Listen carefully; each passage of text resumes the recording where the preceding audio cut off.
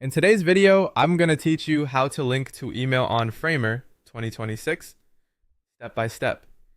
By the end of this walkthrough, you'll turn any text, button, or icon in your Framer project into a link that opens the viewer's default email app with your address ready to go. It's quick, dependable, and perfect for contact buttons on portfolios, landing pages, or resumes. Start by opening Framer in your browser and loading the project where you want the email link. Make sure you're on the canvas with the page or component that contains the element you want to make clickable. You can do this on any layer that supports linking, including text layers, buttons, and icons.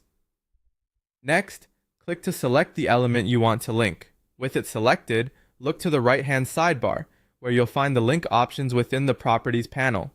Depending on your setup, this may appear as a link field, an interaction setting, or a control labeled Link To.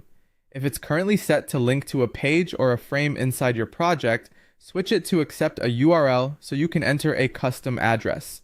Now enter the email link. In the link field, type mail to, followed directly by your email address with no spaces. For example, use mail to, followed by your address in one continuous string. That tells the browser to open the user's email application and start a new draft addressed to you. A quick tip here. You can enhance the link by adding a subject or pre-filled body text. To do that, append a question mark after your email and include parameters like subject and body. For instance, add bot subject your senti subject or end body your sent20 message. Remember to replace spaces with %20 so everything formats correctly. Preview your work by entering preview mode and clicking the element. If your computer has a default mail app set up, you should see a new draft open with your address automatically filled in.